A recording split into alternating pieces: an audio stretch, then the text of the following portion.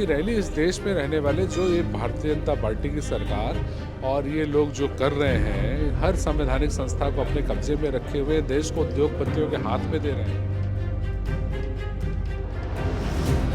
ये लड़ाई एक्चुअली विचारधारा की है। अंत में जीत रघुपति राघव राजा राम की होगी, हमारी विचारधारा की होगी। एक्चुअली इतनी आपाधापी में 1 मंथ में ऐसा करके देना, इतना ऐसा नहीं होना चाहिए। SIR का काम करना आप 5-7 महीने का प्रॉपर टाइम दीजिए, ताकि जो काम करने वाले लोग हैं वो भी इंसान हैं। दिल्ली में 14 दिसंबर को कांग्रेस द्वारा वोट चोर गद्दी छोड़ महारैली का आयोजन किया जा रहा है। उसको लेकर के नीलांशु चतुर्वेदी जो राष्ट्रीय सचिव हैं कांग्रेस के, वो कानपुर पहुंचे हैं और तमाम जो कार्यकर्ता हैं उनसे मुलाकात कर रहे हैं, उनसे बातचीत करने की कोशिश करेंगे। सर, आज कानपुर आए हैं, ये रैली जो आप कांग्रेस के द्वारा की जा रही है, इसका क्या मुख्य रूप से उद्देश्य है और क्या बताने की कोशिश करेंगे आप इस रैली के माध्यम से? रैली 14 तारीख को रामलीला मैदान दिल्ली में आयोजित है।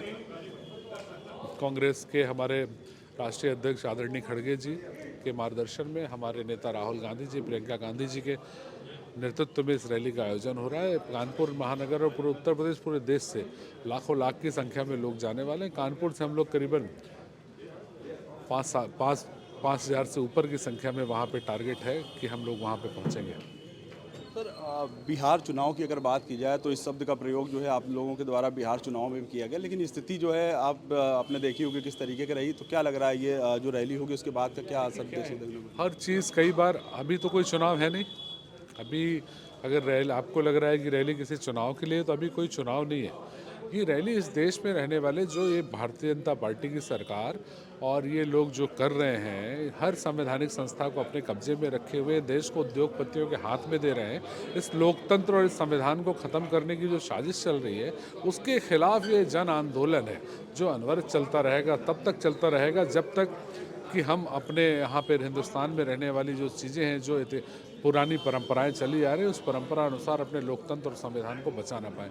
ये लड़ाई एक्चुअली विचारधारा की है। उनकी विचारधारा गोडसे की विचारधारा है, हमारी विचारधारा बाबा साहब अम्बेडकर और महात्मा गांधी जी की विचारधारा के साथ चल रहे हैं। और ये बात तय है, अंत में जीत रघुपति राघव राजा राम की होगी, हमारी विचारधारा की होगी। और हम लोग अपने देश के संविधान को बचा पाएंगे, लोकतंत्र को बचा पाएंगे।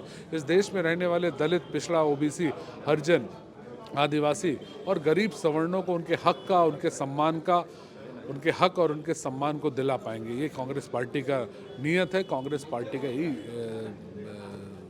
आगे बढ़ने का तरीका है। SIR को लेकर क्या सोच रहे हैं? SIR की डेट भी बढ़ा दी गई थी। इसके बाद तमाम जो अभी SI फॉर्म की बात की जाए तो सबमिट नहीं हो पाया। लोग सपा, तमाम जो पार्टियां हैं वो डेट बढ़ाने की भी बात कर रही है, तो इसको लेकर SIR को लेकर कांग्रेस कैसे? बिल्कुल, एक्चुअली जिस तरह से आपाधापी में ये काम करने की बात कर रहे हैं, उस तरह में देखो आप कितने सारे BLOs ने सुसाइड कर लिया, कितने सारे डेथ हुए। एक्चुअली इतनी आपाधापी में 1 मंथ में ऐसा करके देना, इतना ऐसा नहीं होना चाहिए। SIR का काम करना आप 5-7 महीने का प्रॉपर टाइम दीजिए, ताकि जो काम करने वाले लोग हैं वो भी इंसान हैं, टीचर्स हैं, BLO हैं, वो भी प्रॉपर तरीके से काम कर पाएँ। लोगों को फॉर्म दें, लोग अपना फॉर्म सबमिट करें। इतनी आपाधापी की ज़रूरत क्या थी? इतना जल्दबाजी की ज़रूरत क्या थी कि लोगों की जो जान गई उसका जिम्मेदार कौन है? उनका परिवार तो परिवार, उनका जो पीछे परिवार है, वो जिम्मेदार व्यक्ति थे, वो तो पूरा अनाथ हो गया ना। तो ये पाप है, ये गलत है। इसमें टाइम मिलना चाहिए, बिल्कुल सही मांग है, और प्रॉपर टाइम होना चाहिए, और इसमें कोई गड़बड़ी नहीं होनी चाहिए। पूरी ईमानदारी के साथ काम होना चाहिए। गरीबों का वोट नहीं कटना चाहिए, दलित, पिछड़ा, आदिवासी, अल्पसंख्यक का वोट नहीं कटना चाहिए। उनके पास कागज़ अगर हैं, नहीं है तो उनको समय दे के उनके कागज़ जमा करा के पूरी तरह से न्यायोचित ढंग से होना चाहिए। कोई इतनी जल्दबाजी नहीं थी कि आपाधापी में कोई ट्रेन छूट रही। लेकिन इनका जो लक्ष्य है वो लक्ष्य अलग है।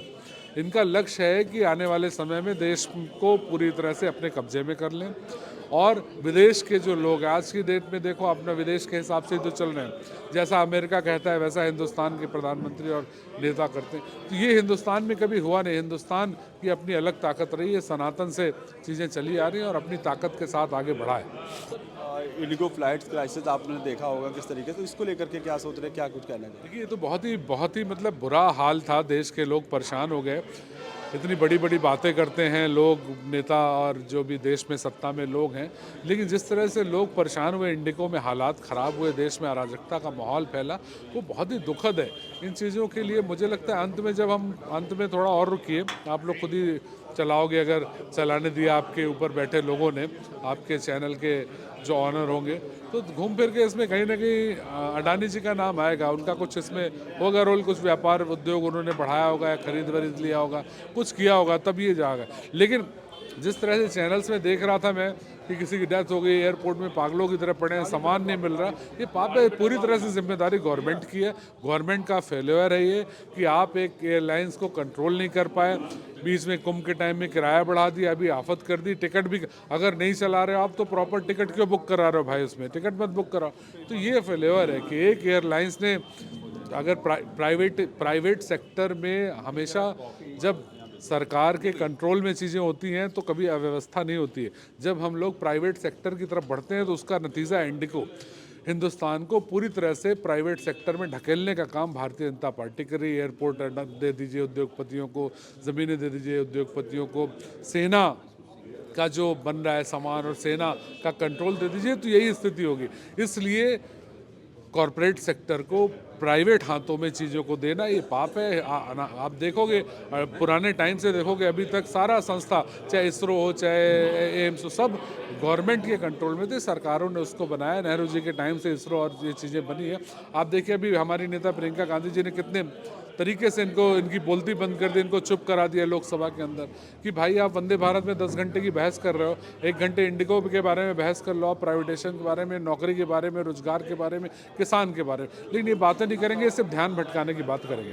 बहुत बहुत धन्यवाद। तो ये नीलांशु चतुर्वेदी जिनका साफ तौर पे कहना है कि सरकार जो है वो जो मेन मुद्दे हैं उससे जो है जो आम जनता है, जो लोग हैं, भारतवासी हैं, उनका ध्यान भटकाने का काम कर रही है। आने वाले समय में इसका जवाब जो सरकार को ज़रूर मिलेगा।